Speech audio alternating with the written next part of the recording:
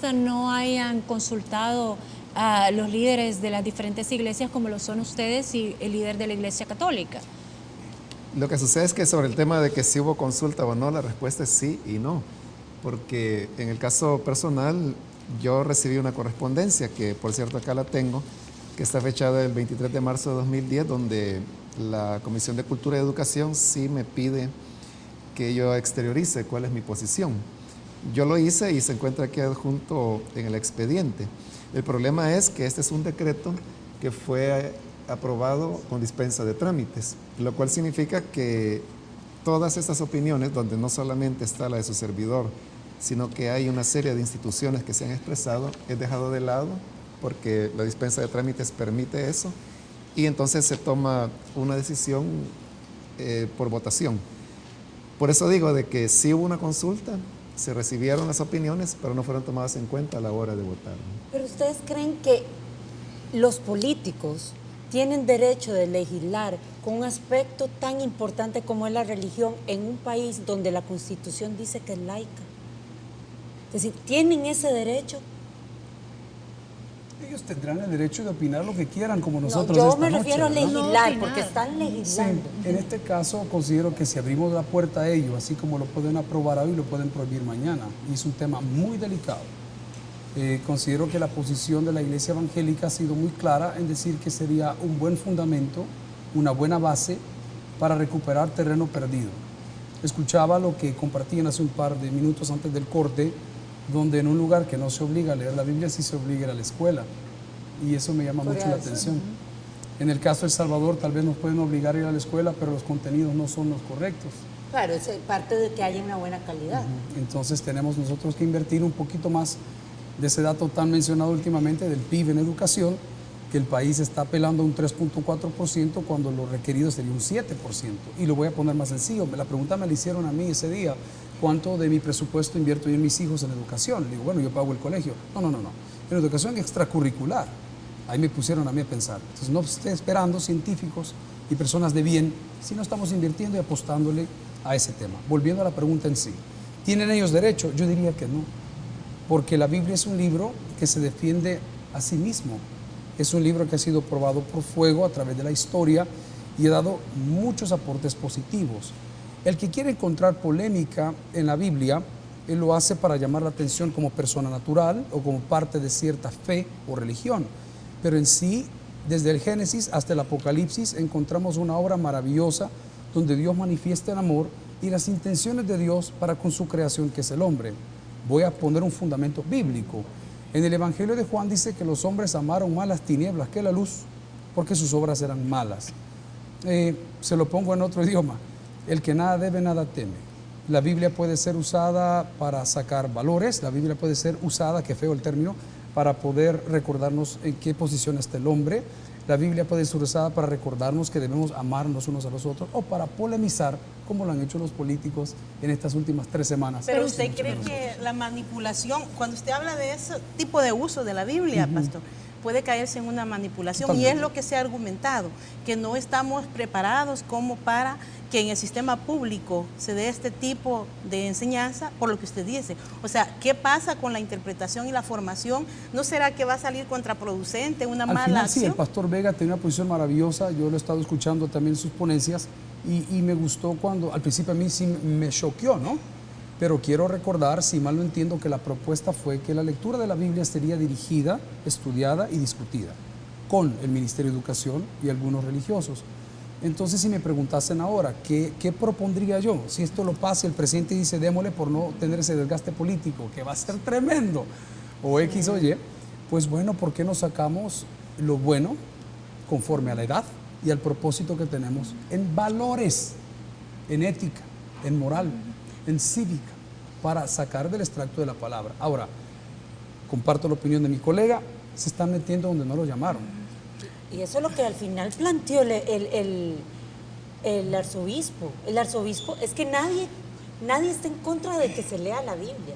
Y el arzobispo, no sé si usted está de acuerdo, pastor, lo que plantea al final es, o percibió él es, aquí están manipulando un libro sagrado políticamente.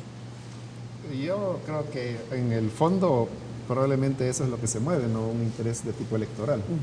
Y mi principal objeción es al hecho de la intromisión de un poder del Estado, un poder secular, en un asunto que compete puramente a la Iglesia, ¿no? Yo creo que un poder del Estado como la Asamblea Legislativa puede hacer exhortaciones a la Iglesia, o recomendables, como le llaman ellos en su lenguaje. Como de igual manera la Iglesia puede hacer exhortaciones a un poder del Estado, o sea, a la Asamblea, a la Legislativa, a la Corte Suprema. Pero la Iglesia no puede, por ejemplo, decir, este va a ser la ley a aplicar en el Código Penal, por ejemplo. O sea, no es la competencia de la Iglesia. Tampoco es competencia de la Asamblea Legislativa el legislar sobre el tema de la lectura de la Biblia. Como tampoco lo sería que la Asamblea amaneciera con un decreto diciendo que todos los salvadoreños deben iniciar su día orando 10 minutos cada día, ¿no? Entonces, ahí tal vez el choque se ve con más claridad, ¿no?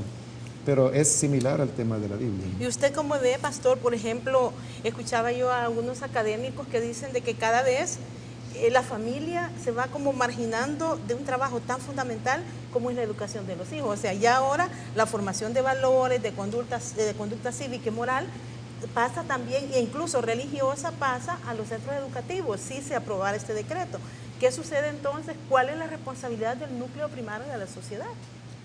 Yo creo que esa responsabilidad del núcleo familiar es irrenunciable, a pesar que hoy... Pero a través de un decreto, imagínense lo que se puede transferir. Yo no pensaría que un decreto va a resolver la irresponsabilidad del núcleo familiar en el sentido de... ¿Y la puede fomentar? Tampoco. No creo que pueda fomentarlo. Tiene que ser la familia la que asuma la responsabilidad y no puede ni siquiera la Iglesia tomar el papel de la familia y tampoco la escuela.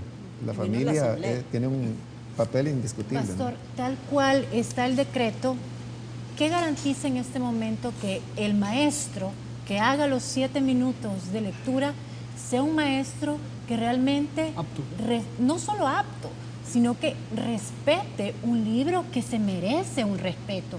¿Cómo sabemos, cómo se va a garantizar ese respeto? ¿Cómo se van a escoger a los maestros? Yo creo que no estamos preparados en ese sentido, en esa específica pregunta, pero no dudo. Pero eso es lo más importante. Exacto, no ¿Quién va a dudo que- tener el libro en sus manos y le va a hacer la lectura a los niños? Entonces usted me dice, en eso no estamos preparados. No estamos preparados en lo más básico, en quién va a leer. Como no era algo, según yo entiendo, aunque tuviese esa dispensa de trámite que se iba a implementar mañana lunes a las 8 de la mañana, si debe haber un poco más de tiempo, asumo que ellos pretendían seleccionar ciertas lecturas. Pero yo quiero hacer una ilustración tal vez más práctica de uno de los casos más sonados en la última semana. Miren, todo lo que el hombre toca, que es de Dios, lo arruina. Todo. Y voy a referirme a la semilla mejorada. Resulta ser que vimos un caso muy grave de la muerte de 2 familiares y otros que están gravemente lesionados de su interior por este consumo. Hoy dicen que va más allá, que el salvadoreño no come tortillas y pupusas, digan. Pues si usted ha comido tortillas y pupusas de semilla mejorada, usted también tiene ese tipo de problemas en menor escala. Como dije al inicio de nuestra conversación, la Biblia se defiende sola, y si el hombre comienza a manipular la Biblia, como lo ha hecho a través de los tiempos, y en nombre de la cruz, y toda la Biblia y la religión se ha hecho fatalidad a través de los extremistas de ambos lados o de todos los lados, lo mismo nos puede suceder en las escuelas. Lo que sí propondría yo, utilizo el término una vez más, es que no satanicemos el libro. El libro transforma. Mire, yo no conozco un hombre, y lo he hablado con el pastor fuera de cámaras, que tocando la Biblia con el tiempo no haya sido transformado. Pero alguien puede decir, miren, yo no entiendo el libro. Tiene toda la razón. La misma Biblia se lo contesta. Dice que la carne no discierne las cosas del espíritu. Entonces, esa contesta su pregunta específica. ¿Qué me garantiza a mí que el maestro va a estar preparado para compartir un libro tan sagrado?